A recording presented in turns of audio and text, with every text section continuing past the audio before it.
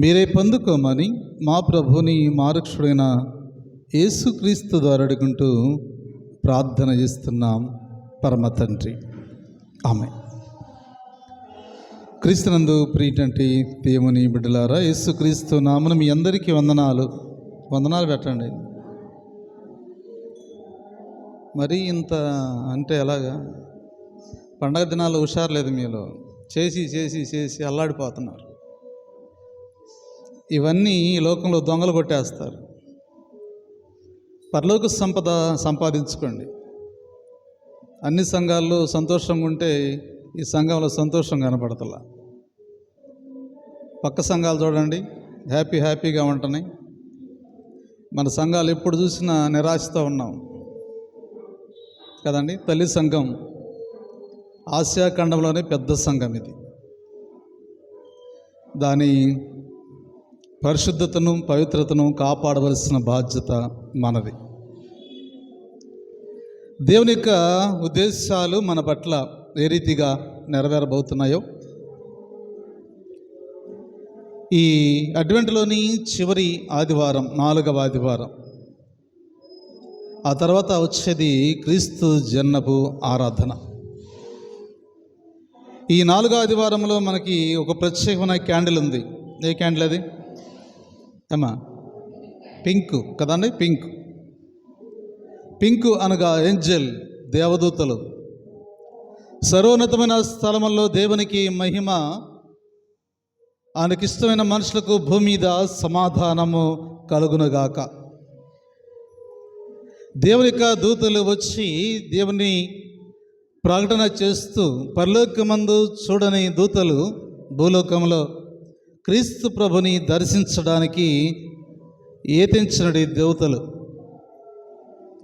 పరలోకములో బలిపీఠము దగ్గర అగ్ని మండుచు ఉన్నటువంటి సందర్భాలలో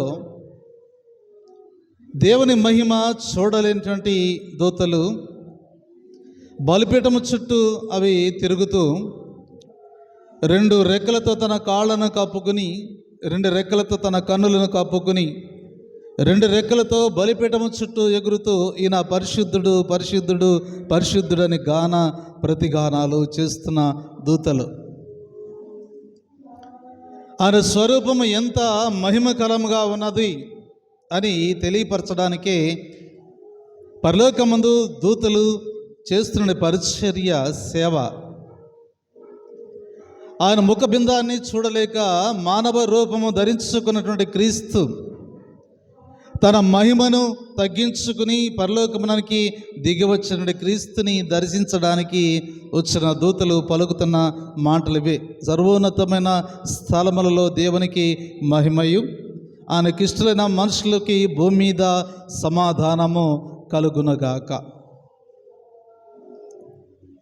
దేవునితో మనకి సమాధానము కలిగి ఉండడానికి, దేవుడు మనకి సమాధానం ఇవ్వడానికి ఆయన ఈ లోకానికి వచ్చిన సందర్భాన్ని మనము జ్ఞాపకం చేసుకుంటూ ఉన్నాం. ఈనాటి మన అంశం ఏంటంటే, యేసు వచ్చాడని చెబుతూ ఉన్నారు. పరలోకం నుంచి భూలోకానికి ఆరాధించిన యేసుక్రీస్తుని గురించి మనము తెలియని వారికి సాక్ష్యం ఇచ్చేవారుగా మనం ఉండాలి. తెలియని వారు ఏమంటున్నారంటే, క్రిస్మస్ పండుగ క్రైస్తవులది అనుకుంటున్నారు, కానీ క్రైస్తవులే చేయట్లేదు. మనకన్నా అన్యులు ఎక్కువగా ఈ ఆరాధన సెమీ క్రిస్మస్లు జరుపుతున్నారు. ఏ కాలేజీలోనైనా, ఏ హాస్టల్లోనైనా, ఏ హాస్పిటల్లోనైనా, ప్రతి హాస్పిటల్లో కూడా, ప్రతి కాలేజీలో కూడా అక్కడ మతభేదము లేకుండా యేసుక్రీస్తు యొక్క జన్మదినపు వేడుకలు, సెమీ క్రిస్మస్ ఆరాధనలు మనం టీవీలలో, పేపర్లో మనం చూస్తూ ఉంటాం. ఎందుకు మనము ఈ రీతిగా యేసుక్రీస్తు ప్రభువారిని వారు ఆరాధించడానికి గల కారణం ఏంటంటే, ఆయన నిజమైనటువంటి దేవుడని ప్రపంచంలో ఉన్నటువంటి 180 దేశాలకి తారతమ్యము లేకుండా, కులమతాల భేదం లేకుండా అతీతంగా ఈ ఆరాధన జరుపుకున్నటువంటి సందర్భాల్ని మనం చూస్తూ ఉన్నాం. యేసుక్రీస్తు పసిబాలుడుగా ఈ లోకానికి రావడానికి గల ముఖ్య ఉద్దేశం తెగిపోయినటువంటి సంబంధాలని మరలా తిరిగి కలపడానికి, ఏ మహిమనైతే ఏదైనా వనంలో నుంచి పోగొట్టుకున్నామో అదే మహిమను మరలా తిరిగి మనకి ఇవ్వడానికి, ఏ దేవునికి మనము దూరస్తులుగా ఉన్నామో ఆ దేవునికి దగ్గరగా చేయడానికి ఆయన ఈ లోకానికి వచ్చిన సందర్భాన్ని మనం జ్ఞాపకం చేసుకుంటూ ఉన్నాం. తండ్రి నుంచి విడిపోయినటువంటి బిడ్డలను మరలా తిరిగి ఏకము చేయడానికి మధ్యవర్తిగా ఆయన రక్షకుడుగా ఈ లోకానికి వచ్చినటువంటి సందర్భాన్ని జ్ఞాపకం చేసుకుంటూ, తెలియని వారికి ఆయన గురించి సాక్ష్యం ఇవ్వడం అనేది చాలా ఉత్తమమైనది. అందుకే యేసు జనన వార్త ప్రపంచానికి పండుగ వార్త. ఈ పండుగ మన హృదయాలలో ఉండాలి. యేసుక్రీస్తు ప్రభువారు జననము అది సంతోషకరమైనది, అది ఆనందముతో కూడినది. మీకు సంతోషంగా ఉన్నదా, ఆనందంగా ఉందా? సమాధానం రాదు. అయినా కానీ నాదే తప్పు, ఎందుకంటే రాదని తెలిసి కూడా అడుగుతా నేను. ఇది ఒక అలవాటు అయిపోయింది నాకు. కాబట్టి ఆయనకి మనము సంతోషంతో ఉండామా, ఆనందంతో ఉండామంటే సంతోషం వేరు, ఆనందము వేరు. కాబట్టి దేవుని యొక్క వాక్యము హెచ్చరిక చేస్తుంది, యేసుక్రీస్తు జననము ప్రజలందరికీ సంతోషకరమైన వార్త, మనకు మాత్రము ఆనందముతో కూడినటువంటి వార్త. ప్రజలందరికీ కలగ మహా గొప్ప సంతోషకరమైన స్వార్థమానం నేను మీకు తెలియజేస్తున్నాను. దావీదు పట్టణమందు నేడు రక్షకుడు మీ కొరకు పుట్టి ఉన్నాడు. ఈయనే ప్రభువైన క్రీస్తు. కాబట్టి యేసుక్రీస్తు యొక్క మొదటి రాకడను జ్ఞాపకం చేసుకుంటూ రెండవ రాకడ కొరకు మనము సిద్ధపడేటువంటి వారై మనం ఉండాలి అనేది దేవుని యొక్క ఉద్దేశమై ఉన్నది అని చెప్తున్నాను. అందుకే ఆయన తన శిష్యులను పిలిచి ఏమంటున్నాడంటే, మత్తయి సువార్త 28:19 అంటారు, మీరు వెళ్ళి సమస్త జనుల శిష్యుడుగా చేయడి, తండ్రి యొక్కయు కుమారుని యొక్కయు పరిశుద్ధాత్మక నామములోనికి వారికి బాప్తిసమిచ్చుచు ఏ సంగతులు మీకు బోధిస్తున్నానో అదే సంగతులు తెలియచేయడి. కాబట్టి దేవుని బిడ్డలారా, ఈ దినము మనము అంశం ఏంటంటే యేసు వచ్చాడని వస్తాడని చెప్పుచున్నాము. దీనికి రుజువు, సాక్ష్యం కావాలి. ఈ దిన లేఖన భాగంలో యోహాను రాసినటి సువార్త మొదటి అధ్యాయం 26-27 వచనాలు చదువుకుందాం. యోహాను, నేను నీళ్లలో బాప్తిసమిచ్చుచున్నాను, కానీ నా వెనుక వచ్చుచున్నవాడు మీ మధ్య ఉన్నాడు, మీరు ఆయన్ని ఎరుగరు. ఆయన చెప్పులు వారు ఇప్పుటకు నేను యోగ్యుడను కానని వారితో చెప్పాను. ఈ సంతోషము ఆనందము రెండు విషయాలు మీతో చెప్పాను. సంతోషం అంటే ప్రజలందరికీ కలగబావు సంతోషకరం. ఆనందం అంటే, ఆనందం అనేది ఎప్పుడు వస్తుంది? ఆనందము ఇక్కడ ఆయన మాట్లాడుతున్నాడు, ఆయన మీ మధ్య ఉన్నను మీరు ఎరగలేదు అని చెప్తున్నాడు. మనల్ని రక్షించేవాడు, మన స్వస్థపరిచే వ్యక్తి మన దగ్గరుంటే మనకు ఆనందం కలగదా? ఆనందం వచ్చిందా రాదా?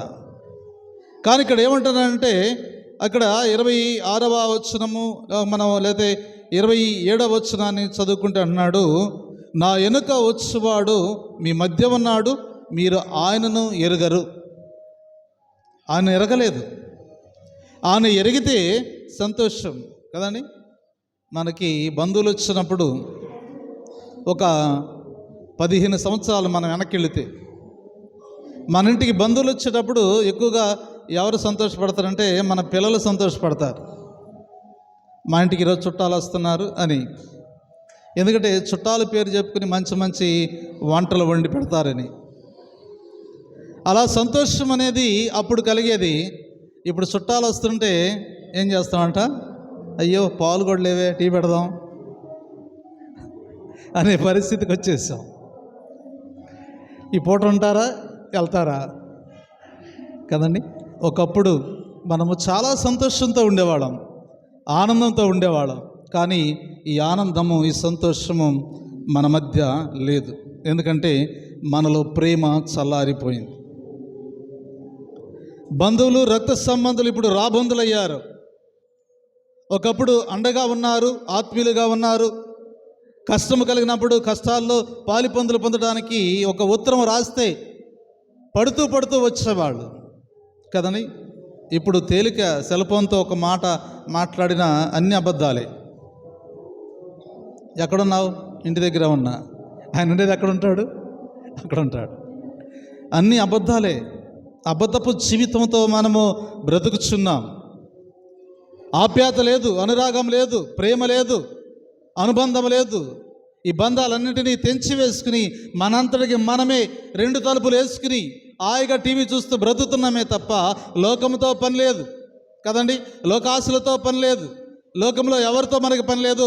నేను, నా భర్త, నా బిడ్డలు సుఖంగా ఉంటే చాలని 4 గోడల మధ్య తలుపులు వేసుకుని బ్రతికే జీవితాలుగా చీకటిమయమైపోయినాయే తప్ప వెలుగుమయంలోనికి రాలేకపోతున్నాం. ఇరుగు పొరుగు వారని వారు లేని వారుగా మనమున్నాము. యేసుక్రీస్తు ప్రభువు వారు వచ్చింది మీ ముఖాల్లో సంతోషాన్ని కలిగించడానికి, మీ జీవితాల్లో ఆనందాన్ని కలిగించడానికి. ఆయన ఎందుకు వచ్చాడంటే మీరు బలంతాన తెచ్చుకున్నారు, బంధాన్ని తెగ్గొట్టుకున్నారు. మరి తండ్రి అయినటువంటి జనకుడు, మొదటి జనకుడు ఏమంటది, తండ్రి అయినటువంటి ఆదాము మన బంధాన్ని, దేవునికి మనకి ముడివేసిన బంధాన్ని ఆయన శాశ్వతంగా తెంచేశాడు. ఆ బంధాన్ని కలపడానికి, ఆ బంధాన్ని తిరిగి మరల తండ్రి యొద్దకు చేర్చడానికి, ఆ పాపాన్ని తీసివేసి మనల్ని నీతిమంతులుగా తీర్చి పరిశుద్ధులుగా చేసి ఎక్కడ విడిపోయామో అక్కడ మనల్ని తిరిగి కలపడానికి ఒక రక్షకుడు యేసుక్రీస్తు ఈ లోకానికి వస్తూ ఉన్నాడు. ఆయన్ని మనము ఆరాధించాలి, ఆయన మనము గణపరచాలి, ఆయన మనము స్తుతించాలి, ఆయన నామాన్ని మనము మహిమకరంగా ఉండండి. వినాలి మీరు. కాబట్టి దేవుని బిడ్డలారా, దేవుని వాక్యాన్ని వింటున్న మనము మన జీవితాలలో ఇక్కడేమన్నా, నా వెనుక వచ్చేవాడు మీ మధ్య ఉన్నాడు, నా వెనుక ఎలాంటి వాడు రాబోతున్నాడో నేను తెలియపరచడానికే ఆయన సాక్షిగా, ఆయనకు ముందుగా నేను ఇక్కడికి వచ్చాను అని చెప్తున్నాడు. ఇక్కడ చాలామంది మనం చూస్తూ ఉంటాం. 19వ వచనాన్ని మనం చదివినప్పుడు, ఎవడవని అడుగుటకు యూదులు యెరూషలేము నుంచి యాజకులు, లేవీయులు యోహాను దగ్గరికి పంపినప్పుడు అతడు సాక్ష్యం ఇదే, నువ్వు ఎవడవయ్యా బాప్తీసం ఇస్తున్నావు, నీకేం హక్కు ఉంది బాప్తీసం ఇవ్వడానికి అని. ఇక్కడ ఎవరంటే యూదులు, యెరూషలేములో ఉన్న యాజకులు, లేవీయులు అందరూ కలిసి ఎక్కడికి వచ్చారంట, యోహాను దగ్గరికి వచ్చేసారు కదండి. అసలు నువ్వు ఎవడివి బాప్తీసం ఇచ్చే అధికారం నీకు ఎక్కడుంది? ఇవాళ ఆ ప్రశ్న అడిగితే ఎవడు సమాధానం చెప్పలేడు. ఎందుకంటే బాప్తీసం ఇచ్చే అర్హత, హక్కు దేవుని చేత అభిషేకించబడిన వారికే తప్ప మరి ఎవరికి ఉండదు. ఇవాళ ప్రైవేట్ పాస్టర్లు కూడా బాప్తీసం ఇస్తున్నాడు. ప్రైవేట్ పాస్టర్లు కూడా ఏం చేస్తున్నారంట, సంస్కారము ఇస్తున్నారు. అర్హత లేకపోయినా అర్హతను ఇస్తున్న వాళ్ళ దగ్గరే సంస్కారం తీసుకుంటాం మనం. దేవుడు ఎన్నుకున్న వాడిని, దేవుడు ఏర్పాటు చేసిన వాడిని, దేవుడు పిలిచిన వాడిని, దేవుని చేత అభిషేకం పొందిన వారి దగ్గర మనం తీసుకోం. 2 చేతులు ఎత్తి హల్లెలూయా, దేవునికి స్తోత్రం, ప్రైజ్ లార్డ్ అని కేకలేస్తే చాలు, పరిగెట్టి మురికి నీళ్ళన మునుగుతాం తప్ప పరిశుద్ధమైన జీవితం మనకు అక్కరలేదు. మనం అట్రాక్ట్కి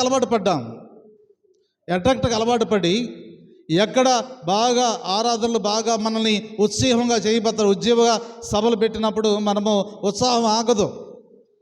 వాళ్ళు చెప్పే మాటలకి మనము ఉత్సాహంతో ఉంటాం తప్ప నిజమైన బాప్తీసము సిద్ధపాటు అనేది ఉండాలి. 40 దినాలు నీవు సిద్ధపడి ప్రార్థన చేయాలి. నువ్వు రానున్నట్టు శ్రమ, ఆటంకం, బాప్తీసం తీసుకోవడం అంటే ఆషామాషా కాదు. బాప్తీసం తీసుకున్న తర్వాత దేవుళ్ళ నిలబడటం అనేది చాలా గొప్పతరం. అది నీ బాప్తీసము సకల జనులకు మాదిరికరంగా ఉండాలి. నీ బాప్తీసం తీసుకుంటావు, నీకు అసలు ఆ తగ్గింపే జీవితం లేదు, నిన్ను చూసి ఇంకెవడ బాప్తీసం తీసుకుంటాడు?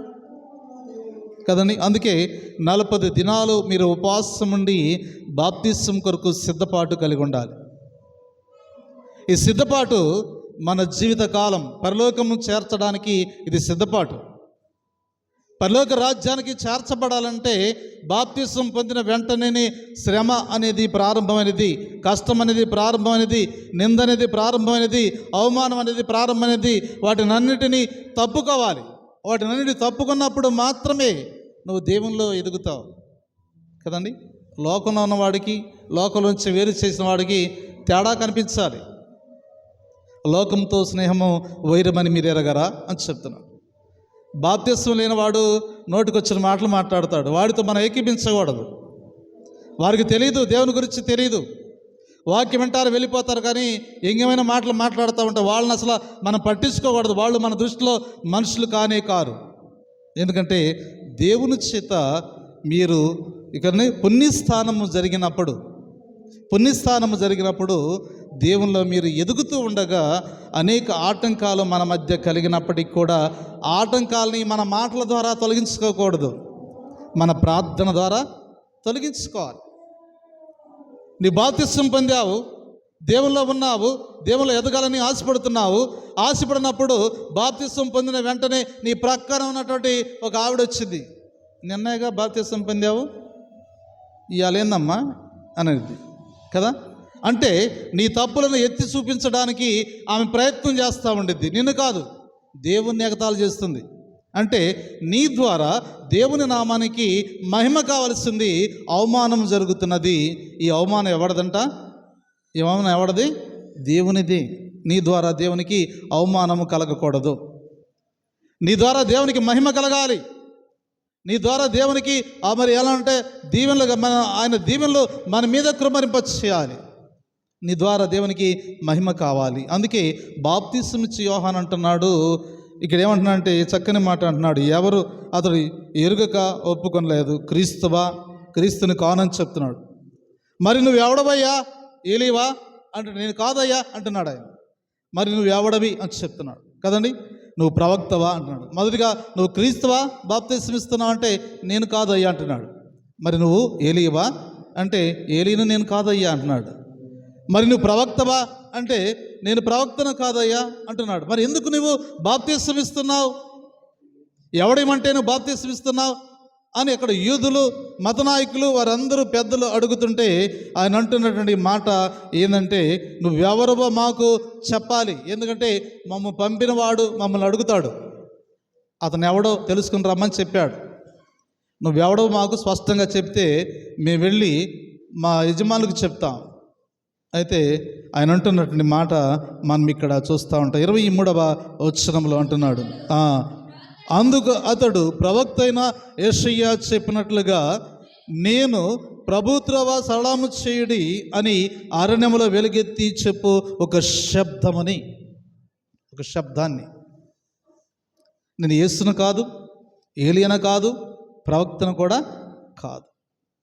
యేసుక్రీస్తు అనగా యెషయా ప్రవచనం. ఎవరి గురించి అయితే యెషయా ప్రవచించాడో ఆ ప్రవచనాన్ని ప్రవచించడానికి ఆ వ్యక్తిగా నేను ఇక్కడికి అరణ్యంలో ఒక శబ్దముగా వచ్చాను, ఒక ధ్వనిగా వచ్చాను. ఎందుకంటే మార్గాన్ని సిద్ధపరచడానికి, దేవుని మార్గాన్ని. ఒక రాజు రాబోతున్నాడు. రాజు వచ్చినప్పుడు ఈ మార్గాలను ఎలా ఉండాలంటే వంకర టెంకరగా ఎత్తు పొలాలుగా ఉండకూడదు కదండి. ఒక మంత్రి మన దగ్గరకు వస్తుంటే ఎక్కువగా మనం ఏం చేస్తామంటే సున్నం వేస్తాం, తెల్లగా కనపడిద్దిలే అని కదండి. ఒకప్పుడైతే రోడ్లు వేసేవాళ్ళు, ఇప్పుడు సున్నం వేస్తున్నారు. కాబట్టి ఆ మార్గము రాజ్య మార్గంలోకి వెళ్ళాలంటే ఎత్తు పొలాలు లేకుండా చేయడానికి ముందు ఒక మార్గాన్ని సిద్ధపరచడానికి ఒక శబ్ద ధ్వని అరణ్యంలో కేక వేయడానికి వచ్చినది. ఆ కేక ఏంటంటే పరలోక రాజ్యము సమీపించినది, అంతటా అందరూ మీరు మారు మనస్సు పొందండి అని చెప్తున్నాడు. దేవుని రాజ్యము ఆసన్నమవుతుంది, పరలోక రాజ్యము సమీపిస్తున్నది అని చెప్తున్నాడు. కాబట్టి నేను బాప్తిస్మం ఇవ్వడానికి మాత్రమే నియమించి ఉన్నాను, నాకు అప్పగించిన పని మాత్రమే ప్రకటన చేయడానికి, మార్గాన్ని సిద్ధపరచడానికి వచ్చాను. అరణ్యములో అంటున్నాడు ఆయన. అరణ్యం అంటే ఏందమ్మా అరణ్యం? అమ్మా అర్థం కావట్లా. అరణ్యము అని చెప్తున్నాడు ఆయన. బైబిల్లో ఉందిగా అరణ్యమని. ఖచ్చితంగా అరణ్యమే కదా మరి. అరణ్యమా కాదా? ఎస్ అంటే ఏమైద్దు, నో అంటే ఏమైద్దు అన్నట్టుగా ఉంది కదా. అది అరణ్యము కానీ కాదు కదండి. యూదా ప్రజలు అరణ్యం లాంటి మనుషులుగా మారిపోయారు, దేవునికి వ్యతిరేకముగా ఉన్నారు. అందుకే అన్నాడు యూదయ అరణ్యము అని చెప్తున్నాడు. అంటే రాక్షసులుగా దేవుని విడిచిపెట్టి అడవిలో మృగాలు ఏ రీతిగా వారస ఒట్టు లేని జీవితాలు కలిగి ఉన్నావో అలాంటి తారతమ్యము లేని జీవితాలలో యూదులు ఉన్నారు కనుక అక్కడ అన్నాడు యూదా అరణ్యములో ఆయన ఒక కేక ధ్వని వేస్తున్నాడు. అందరూ మారుమనస్సు పొందండి, మీ పాపాల నిమిత్తము పశ్చాత్తాపడి యోర్దాను నదిలో బాప్తిసము పొందండి. అరణ్యములో కేక వేయటానికి వచ్చిన వ్యక్తిని నేనే కానీ యేసును కాదు, ఏలియను కాదు, ప్రవక్తను కాను అని చెప్తున్నాడు ఆయన. అందుకే కింద వచనాలు అంటాడు, ఏమంటాడంటే 26వ వచనం అంటున్నాడు యోహాను, నేను నీళ్లతో బాప్తిసం ఇచ్చుచున్నాను కానీ నా వెనుక వచ్చువాడు మీ మధ్యలో ఉన్నాడు, మీరు ఆయనను ఎరుగరు. ఆయన వచ్చే ఉన్నాడు, ఆయన ఎరగలేదు. అందుకే మనకి ఆనందం లేదు. మీకు తెలుసా, ఆయన వచ్చే ఉన్నాడు, మీ దగ్గరే ఉన్నాడు ఆయన, అయినా మీరు ఆనందపడతలా. అంటే క్రిస్మస్ ఆనందాలు మీకు లేవు. పండుగ రోజు ఒక్కరోజే ఉంటాయి. ఎందుకంటే నూతన చీరలు పిండి వంటలతో ఉంటారు కాబట్టి ఇదే ఆనందం అనుకుంటున్నారు. కానీ అది కాదు ఆనందం. నీ హృదయంలో ప్రభు నివసించి ఉన్నాడు, ఆయన నీ దగ్గర ఉన్నాడు. ఇప్పుడు కూడా నీవు ఆనందపడపోతే ఇంక నువ్వు వ్యర్థమే. బాహ్య జీవితాన్ని గురించి ఆలోచన చేయొద్దు, కానీ అంతరంగ జీవితాన్ని గురించి ఆలోచన చేయాలి. మన అంతరంగంలో ఒక వ్యక్తి జన్మించాడు, ఆయనకి మనము కృతజ్ఞత చెల్లించాలి. మన అంతరంగంలో ఆయనకు ఒక స్థానాన్ని ఇచ్చాం. ఆ స్థానము ఏంటంటే పవిత్రమైనది. పరిశుద్ధుడు ఈ స్థానంలో నిలబడాలి, ఈ స్థానంలో జీవించాలి కదండి. పశువుల పాకలో జన్మించాడు యేసుక్రీస్తు. ఎక్కడ జన్మించాడంటే ఏం చెప్తారు మీరు? అమ్మ వినండి, పశువుల పాకలో చెప్పండి. పశువుల పాకలో జన్మించాడు.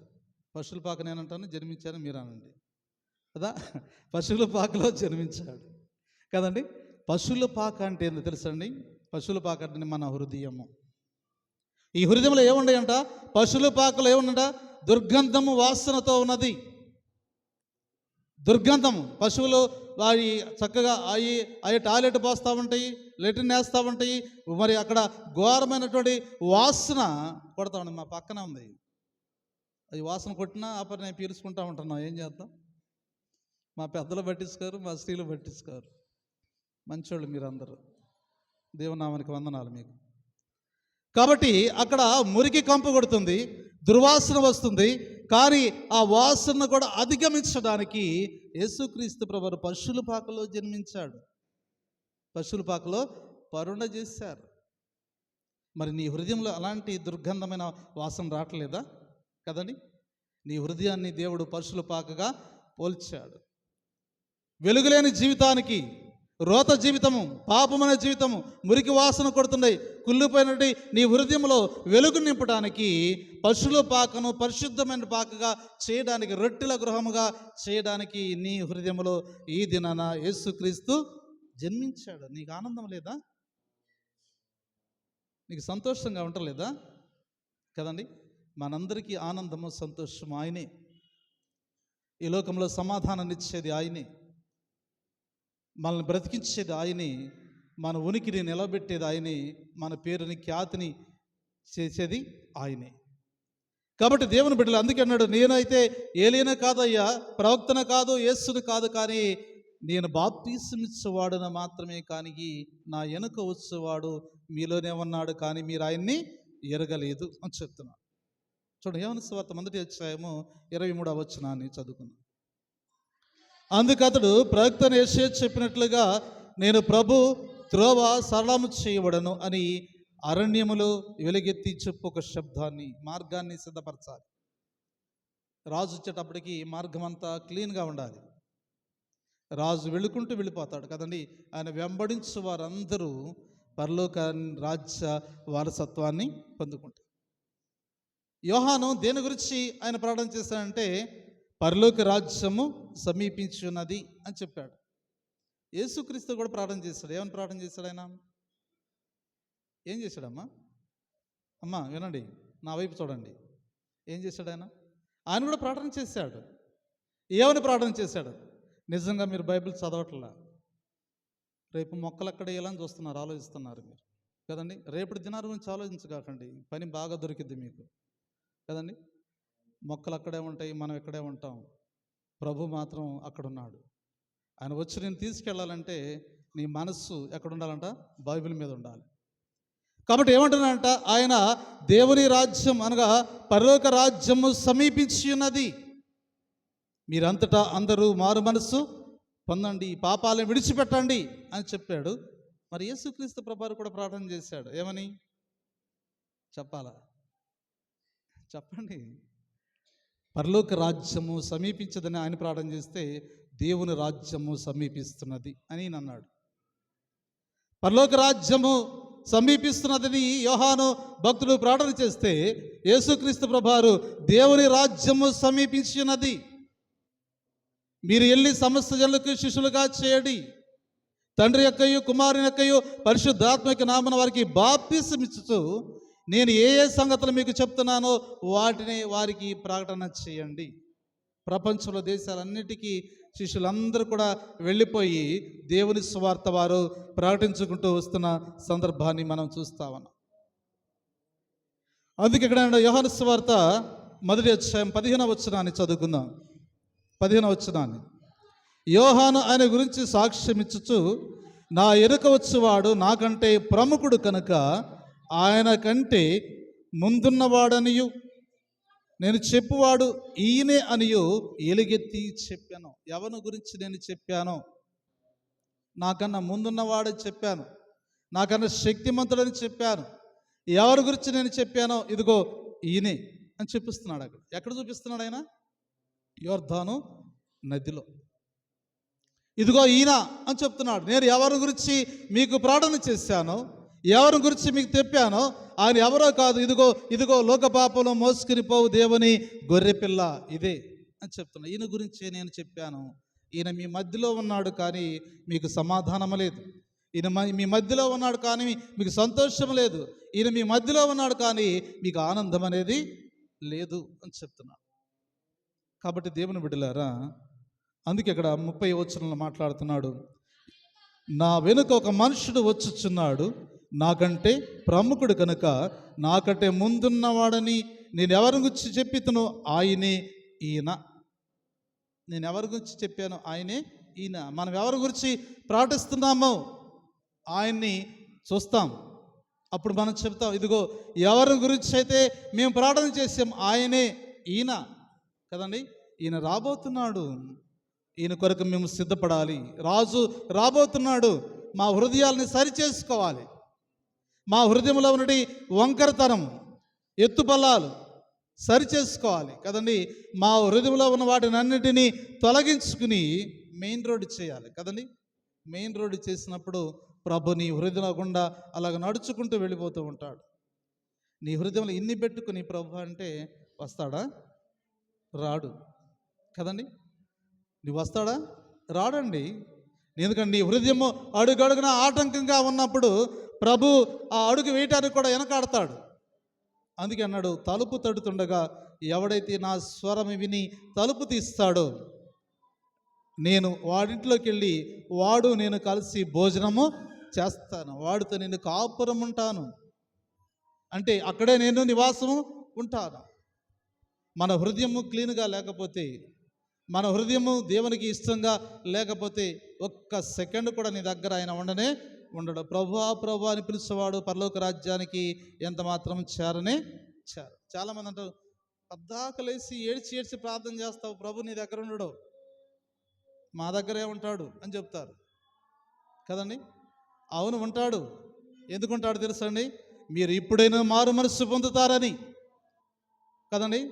అందుకే చెడ్డవారికంట ఆయుష్ ఎక్కువ ఇస్తాడు దేవుడు అని చెప్తా ఉంటారు. ఇస్తాడు, నిజమే. ఎందుకు ఇస్తాడో తెలుసండి? చివరి దినమైనా సరే మార్పు చెందుతాడేమో, మారు మనస్సు పొందుతాడేమో, పశ్చాత్తాపడతాడేమో, దేవుని మార్గానికి నడుస్తాడేమో, ఆయనకు ఒక ఛాన్స్ ఇద్దామని నీకు ఒక ఛాన్స్ ఇచ్చాడే తప్ప నువ్వేం పెద్ద పోటుగాడివని కాదు కదండి. ఒక్క నిమిషంలో తీసివేయగల శక్తిమంతుడు దేవుడే. కాబట్టి క్రీస్తునందు ప్రియమైనటువంటి దేవుని బిడ్డలారా, మనం ఎవరమండి? ఎన్నిక లేని వారం, ఎందుకు పనికిరాని వాళ్ళం, అసలు మనల్ని ఎవరూ లెక్క చేయరు. కానీ ప్రభు తన గుండెల్లో పెట్టుకుంటున్నాడు. మనం ఎవరికి లేనంత గొప్ప భాగ్యం మనందరికీ దేవుడిచ్చాడు. దీన్ని మనం సద్వినియోగం చేసుకోక లోకమే జీతము, లోకమే శాశ్వతము, లోకమే ఆనందము, లోకమే సమాధానము, లోకములో సంతోషం ఉందని లోకాన్ని చూసి మీరు మురిసిపోతున్నాం తప్ప ఈ లోకమంట ఆయన దుప్పటలాగా మడత వేసే దినం రాబోతున్నది అని చెప్తున్నాడు కదండి. దుప్పటలాగా మడత వేస్తానని చెప్తున్నాడు. ఆ దుప్పట మడత వేసినప్పుడు నీవు కూడా దాంట్లో మడిచిపోతావు. కాబట్టి క్రీస్తునందు ప్రియమైనటువంటి దేవుని బిడ్డలారా, దేవుని వాక్యము ఎలాంటిదంటే నమ్మకత్వము కలిగినది. అది నిన్ను గద్దిస్తున్నది, అది నిన్ను బుద్ధి చెప్తున్నది, అది నీకు మార్గాన్ని చూపిస్తున్నది. ఆ మార్గము దేవుని దగ్గరికి నడిపిస్తడానికి అది సిద్ధంగా ఉన్నది అని చెప్తాను. యేసుక్రీస్తు ఇక్కడ లేకపోయినా ఆయన నా వెనుక వచ్చేవాడు నాకన్నా గొప్పవాడు, నాకన్నా బలవంతుడు, నాకన్నా యోగ్యుడు కదండి, నాకన్నా చక్కని వాడు. యోహాను తను తాను తగ్గించుకుని యేసుక్రీస్తుని గురించి అన్నాడు, నా వెనుక వచ్చేవాడు మీ మధ్య ఉన్నాడు కానీ మీరు ఆయనను ఎరగలేదు. ప్రభు మీ దగ్గర ఉన్నాడు, మీతో ఉన్నాడు. మోకాళ్ళ ఉంచి ప్రార్థన చెయ్యి, ఖచ్చితంగా నీతో మాట్లాడుతూ ఉంటాడు, నీ ప్రక్కనే ఉంటాడు కదండి. నీకన్నా ముందుగా నీ హృదయాన్ని కనుగొన్నవాడు ఆయనే. నువ్వు ఏమి తినబోతున్నావో దాన్ని పవిత్రపరచేవాడు కూడా ఆయనే కదండి. మీరు ఆహారం వండుకుంటారు, ఆహారంలో ఏం పడిద్దో తెలియదు కానీ దాన్ని పరిశుద్ధం చేయడానికి వండిన ప్రతి పదార్థాన్ని ఆయన ముందుగానే ఆశీర్వదించి నీ నోటికి అందించేవాడు ఆయనే. అందుకే ఆయన సంరక్షకుడు, పోషకుడై ఉన్నాడు అని చెప్తున్నా. కాబట్టి దేవుని బిడ్డలారా, యోహాను యేసుక్రీస్తు ప్రభువారి గురించి సాక్ష్యం ఇస్తున్నాడు. అయ్యా నేను కాదయ్యా, యేసుని నేను కాదు, ఏలిన కాదు, ప్రవక్తన కాదు, కానీ యెషయా ప్రవచించిన ప్రవచనంలో నేను ఒక శబ్దాన్ని, ఒక ధ్వనిని మాత్రమే అని చెప్పాడు. కాబట్టి దేవుని బిడ్డలారా, దేవుని మాటలు వింటున్న మనము మన జీవితాలలో మనం ఎలా ఉండాలంటే దేవునికి ఇష్టమైనటువంటి బిడ్డలుగా. దేవుడు మనతో ఉన్నాడు కానీ ఆయన మనము గుర్తించలేనివిగా మనం ఉన్నాం. ఆయన గుర్తించాలి. ప్రభు నాతో ఉన్నాడు. ఈ స్థలం ఏంటి? ఈ స్థలం ఎలాంటి స్థలం అండి? ఇది పరిశుద్ధమైనది, ఇది పవిత్రమైనది. మన పితరుల కష్టం, వారి ప్రార్థన. ఎంతోమంది మన పితరులు ప్రార్థన చేసి ఒక్కొక్క ఇటుకను తీసుకొచ్చి పక్కగా పేర్చి సుందరమైన ఆలయముగా కట్టినట్టు ఎంతోమంది మహానుభావులు కీర్తిశేషులు అయిపోయారు. కానీ వారి యొక్క దేవుని యొక్క ఆశీర్వాదాలు వారి మీద ఉన్నాయి కనుక భూలోకంలో ఉన్నటువంటి వారి వంశస్థులందరూ కూడా ఈ లోకంలో ఆశీర్వదించబడడానికి గల కారణం ఏంటంటే మనము చేసినటువంటి దేవునికి ఇష్టంగా చేసిన ప్రతి పని మన బిడ్డలకి ఆశీర్వదకరంగా మార్చి దేవుడు ఇవ్వడానికి సిద్ధంగా ఉన్నాడు. మన కష్టం ఎక్కడికి పాదు, మన ప్రార్థన ఎక్కడికి పాదు. తగిన కాలం మందు దేవుడు ఖచ్చితమైన జవాబును కలిగించడానికి ఆయన సిద్ధంగా ఉన్నాడు. రెండోదిగా మనం చూసినప్పుడు పత్రిక పాఠ్య భాగము అపొస్తలుడైన పౌలు ఫిలిప్పీలకు రాసిన పత్రిక 4వ అధ్యాయము 5వ వచనాన్ని చదువుకుందాం.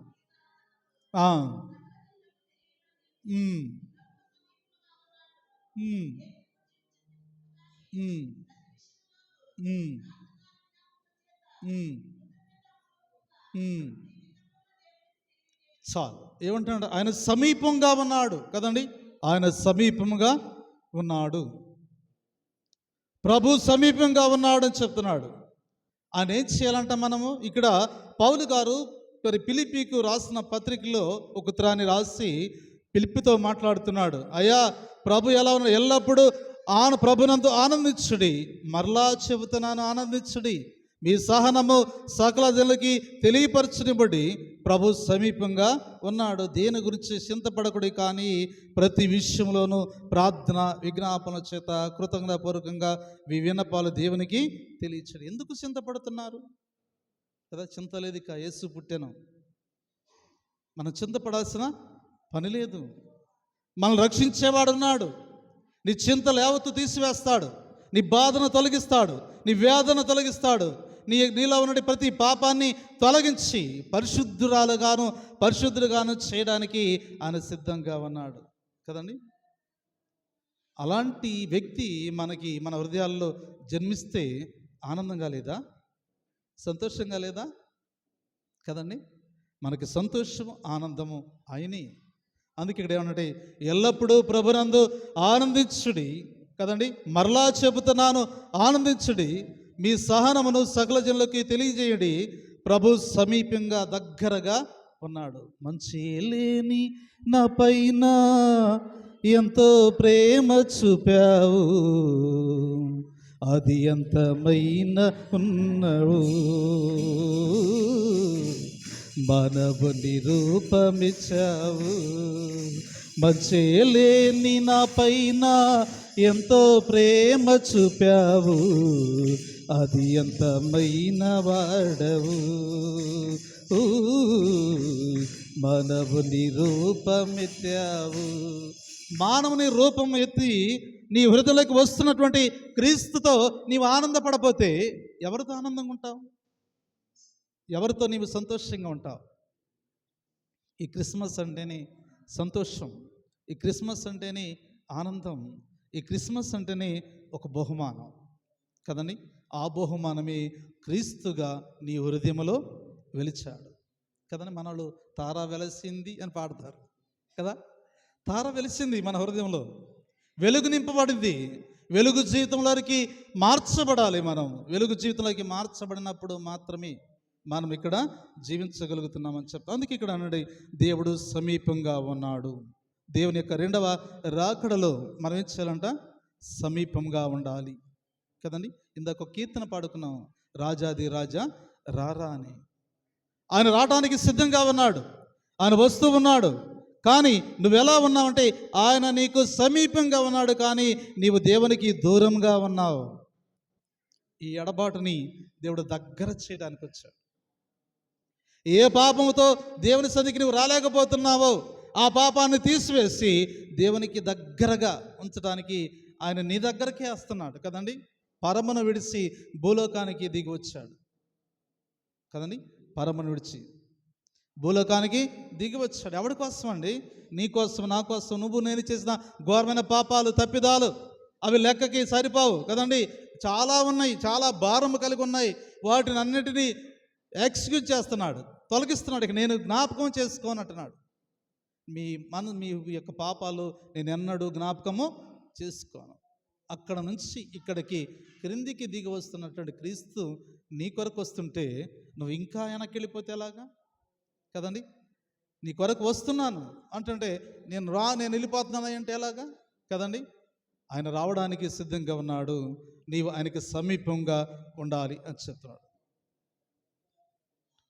క్రీస్తునందు ప్రియమైనటువంటి దేవుని బిడ్డలారా, అందుకే ఆయన సహనము కలిగి అనడి, అది మృదుత్వము కలిగి, ఓర్పు కలిగి, తగ్గింపు చిత్తం కలిగి, మంచి మనసుతో స్వాత్యంగా నెమ్మదిగా ఉండడానికి సకల జనులకు తెలియపరచడం. నా ప్రభు వస్తున్నాడయ్యా, మీరు తగ్గించుకుని ఉండండి.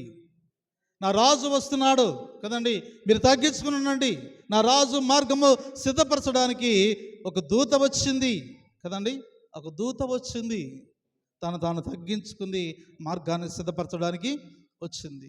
మరి నేను ఎలా ఉండాలి, మనం ఎలా ఉండాలి అంటే మనము దేవునికి ఇష్టంగా ఉండాలి. దేవునికి ఇష్టంగా ఎప్పుడైతే మనం ఉంటామన్నాడు.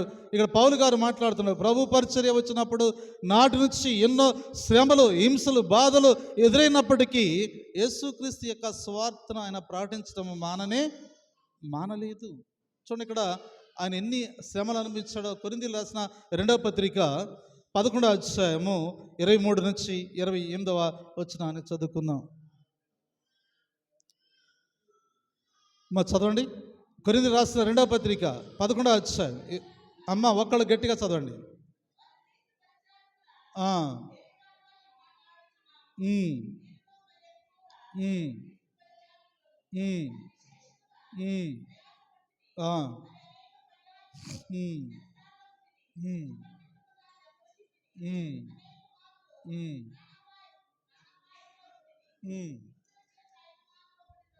ఉమ్, ఉమ్,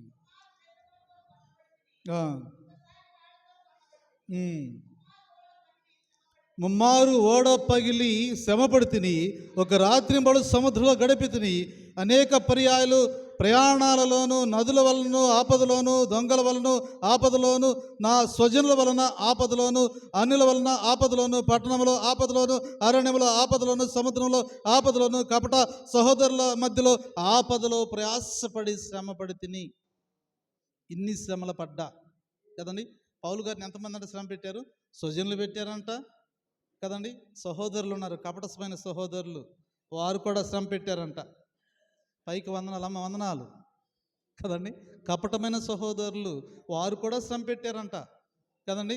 నా సహోదరులు కూడా నన్ను శ్రమ పెట్టారు, నా స్వజనులు కూడా నన్ను శ్రమ పెట్టారు. బాధల్లో ఉన్నాను, వేదనలో ఉన్నాను, సముద్రంలో ఒక దినము గడిపాను, అయినా కానీ నేను భయపడక దేవుని స్వార్థని ప్రకటిస్తూ ఉన్నాను. ఎన్ని శ్రమలు వచ్చినా నేను సిలువేయబడిన క్రీస్తుని మాత్రమే ప్రకటిస్తున్నాను తప్ప వేరే దేవుడిని ప్రకటించను. కాబట్టి క్రీస్తునందు ప్రియమైనటువంటి వారులారా, అందుకే ప్రభు నీకు సమీపంగా ఉన్నాడు. మీరేం చేయాలంట? ఆయనకు దగ్గరగా ఉండండి, మారు మనసు పొందండి. బాప్తీసము పొందని వారు బాప్తీసం పొందండి. తీసుకుందాం అలా ఎప్పుడుకో అంటే ప్రభు నీ కొరకు ఆగడు కదండి. సమస్యలు పెరుగుతాయి తప్ప సమస్యలు తీరవు కదండి. అగ్నిలో ఆహుతి కాకముందే పరలోక రాజ్యానికి సజీవుడుగా ఉండాలంటే, మహిమ శరీరం ధరించుకున్నా అంటే ఈ క్షణమే నీవు బాప్తిసం కొరకు నిర్ణయించుకోవాలి. బాప్తిసం కొరకు సిద్ధపడాలి. బాప్తిసం అనేది దేవుడిచ్చిన ఒక వరప్రసాదం. దాన్ని అందుకునేటువంటి యోగ్యత ఉన్నదా లేదా ఆలోచన చేయాలి. కాబట్టి క్రీస్తునందు దేవుని బిడ్డలారా, దేవుని వాక్యాన్ని ఉంటున్న మనము ఆయన ఉంటున్న మాట కొలస్సీలకు రాసిన పత్రిక 1వ అధ్యాయము 24వ వచనాన్ని చదువుకుందాం. కొలస్సీలకు రాసిన పత్రిక 1వ అధ్యాయము 24వ వచనాన్ని. అమ్మా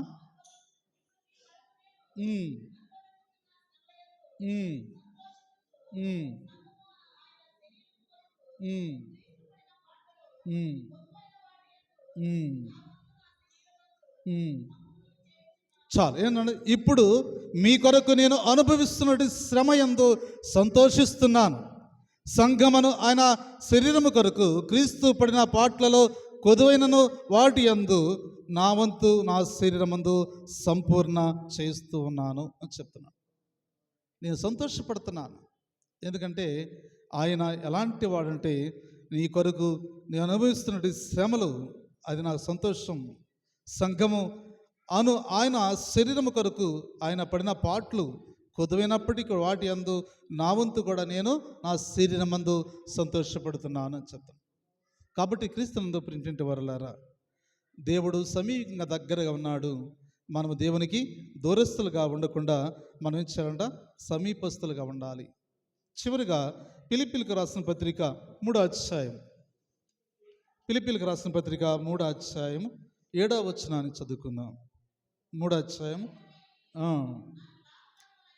అయినను ఏవి నాకు లాభకరమై ఉండను వాటిని క్రీస్తు నిమిత్తం నష్టముగా ఎంచుకుంటుని నిశ్చయముగా నా ప్రభు అయిన యేసు క్రీస్తుని గురించి అతి శ్రేష్టమైన జ్ఞానము నిమిత్తము సమస్తము నష్టముగా ఎంచుకొనుచున్నాను. ఆయనకన్నా మించిన నాకేమీ అక్కరలేదు కదని. నాకేమీ అక్కర్లేదు. ఈ ఒక్క ఆదివారం ప్రార్థనకి మరి ఒక్క ఆదివారం పనికి వెళ్ళకుండా ఉంటామా? ఎంత నష్టమో మనకి. ఉపవాస దినం వెళ్తున్నారుగా మీరు అందరూ పనికి కదండి కదా. పైకి మాత్రం భక్తి పరులాగా చెప్తాం మన మాటలు, అమ్మో ఈ ఉపవాస దినం వ్రత దినం అని చెప్తాం. కానీ మరి ఎందుకు వెళ్తున్నావు నువ్వు కదండి? అది దేవుని కొరకు త్యాగం చేస్తే దేవుడు నీకు గొప్ప ఆశీర్వాదాలు ఇస్తాడు. పౌలు గారు ఇక్కడ ఏమంటున్నాడంటే, పౌలు గారు మాట్లాడుతున్న మాట మనం చూస్తూ ఉంటాం. ఆయనను ఏవేవి నాకు లాభకరమైనవో ఉండునో వాటిని క్రీస్తు నిమిత్తము నష్టముగా ఎంచుకుంటుని వాటిని విడిచిపెట్టాలి. పరిశుద్ధ వారము చాలామంది దేవుని సన్నిధికి రాలేకపోయారు కదండి. ఎంతమంది, ఎంత సంఘం, ఎంత గొప్ప సంఘం ఇది. ఇంకా తగ్గిపోతున్నారంటే ఒక ఆలోచన ఏంటంటే, వారు దేవునికి దూరంగానే ఉన్నారు కానీ దేవునికి దగ్గరగా లేరు. దేవుని ఆలోచనలకి వారికి సాతాను ఆలోచనకి జోడైని సాతానికి లోబడ్డారే తప్ప దేవునికి లోబడలేదు. నిజంగా మరి పరిశుద్ధ ఆదివారం ప్రభు దినము కావండి. మాణిక్రావు గారు వాళ్ళు ఎక్కడి నుంచో వచ్చారు, విజయవాడ పట్టణం నుంచి ఇక్కడికి వచ్చారు. మన గ్రామస్తులైన వారు ప్రయాసపడి ఇంత దూరం వచ్చారు. ఎక్కడ లేవా దేవాలయాలు కదండి? నాది ఇది సొంతది, నా గ్రామం, నా సంఘం కదండి, నా సంఘం ఇది. నా సంఘములో ఒక దినము గడపాలని ఆశతో వచ్చిన ప్రాణాలవి. ఇక్కడ ఉండి కూడా ఇక్కడ రాలేకపోతున్నామంటే మనం ఎంత నిరాశతో ఉన్నామో ఆలోచన చేసేవారుగా ఉండాలి. కాబట్టి క్రీస్తునందు ప్రియమైనటువంటి వారులారా, ప్రభు సమీపంగా ఉన్నాడు. ఇప్పుడైనను మీరు మారు మనసు పొందండి, ఇప్పుడైనను ఆనందపడండి, ఇప్పుడైనా సంతోషపడండి. ప్రభు మీతోనే ఉన్నాడు, మీలోనే ఉన్నాడు. కానీ మీరు ఆయన్ని గుర్తి ఎరగని వారుగా ఉండాలి. తెలుసుకోండి, రక్షకుడు నా కొరకు పుట్టి ఉన్నాడు కదండి. రక్షకుడు నా కొరకు పుట్టి ఉన్నాడు. అందుకే సర్వోన్నతమైన స్థలములో దేవునికి మహిమయు, తనకిష్టమైన మనుషులకు భూమి మీద సమాధానము. ఆయనకిష్టమైన మనుషులుగా మనం ఉండాలి. ఆయనకిష్టమైన మనుషులుగా ఉండాలంటే ప్రతి ఆరాధనలో పాలిపొందులు పొందేవారుగా మనం ఉండాలి. చాలామంది తెల్లవారుజామున నేను అడుగుతూ ఉంటాను, ఏమా పని అవ్వట్లేదా, ప్రార్థనకు రండి అమ్మా. ఏడ కుదరట్లేదు అయ్యగారు మాకు కదా. బిడ్డలు లేనప్పుడు కుదురుతుంది, కష్టం వచ్చినప్పుడు కుదురుతుంది, బాధ వచ్చినప్పుడు కుదురుతుంది, వ్యాధి వచ్చినప్పుడు వచ్చి ఒక్క బార్లకు పనికి ప్రార్థన చేస్తారు ఏడ్చి. అప్పుడు కుదిరింది. ఇప్పుడు ఎందుకు కుదరదు? అదే సమయం ఇది సమయం కాదా అంటే అవసరానికి ప్రభుని వాడుకుని వదిలేస్తారా? ప్రభు ఎల్లకాలం మీతో ఉండటానికి సిద్ధంగా ఉన్నాడు కదండి. అప్పుడు అన్నాడు, మీరెవరో నాకు తెలియదు కదా, నేను ఎప్పుడు మిమ్మల్ని చూడడం లేదు అనే మాట అనిపించుకునే కన్నా ప్రభుతో నేనున్నాను, నాతో ప్రభు ఉన్నాడు అనేది మనం ఆలోచన చేస్తే దేవుడు తప్పనిసరిగా మన కష్టాలలో ఆయన పాలువాడుగా ఉంటాడు. అందుకే క్రీస్తునందు ప్రియమైనటువంటి వారిలో 2 విషయాలు చెప్పాను. మొదటి విషయం ఏంటంటే, ఆ బాప్తిస్మ యోహాను మాట్లాడుతున్నాడు, నా వెనుక వచ్చేవాడు మీ మధ్యలోనే ఉన్నాడు కానీ ఆయన మీరు ఎరగలేదు. రెండో విషయం, పౌలు గారు ఫిలిప్పీతో మాట్లాడుతున్నాడు. ఏమనంటే, సమస్తకండి ప్రభు సమీపంగా ఉన్నాడు, ఆయన విడిచిపెట్టద్దు, ఆయన వదులుకోవద్దు. వదులుకుంటే మరలా దొరకడు కదండి. దీపం ఉండగానే ఇంటిని చక్కబెట్టుకో. ఆయన మనకు దగ్గరగా ఉండగానే ఆయన బిడ్డలుగా ఉండడానికి ప్రయత్నం చేద్దాం. కాబట్టి ప్రభు రాకడ అనేకులు తెలియపరుస్తున్నారు. రాకడ దినము రాబోతున్నది. మారు మనసు పొందండి, బాప్తిస్మం పొందండి, పాప క్షమాపణ నిమిత్తం పాపాలని ఒప్పుకొని ఆయన పవిత్రమైన శరీరాన్ని రక్తాన్ని తాగి పాలువారుగా జీవించాలని దేవుని యొక్క ఆలోచన కోరిక. అలాంటి ఆలోచన కోరిక కలిగి దేవునికి ఇష్టమైన బిడ్డలుగా ఉండడానికి ప్రయత్నం చేద్దాం. అలా చేయడానికి పరిశుద్ధాత్మ దేవుడు సహాయం చేసి నడిపింపచేయునుగాక. సమస్త జ్ఞానం ఇచ్చిన దేవుని సమాధానము యేసుక్రీస్తు వలన మీ హృదయములకు మీ తలంపులకు కావలి ఉండునుగాక. దేవా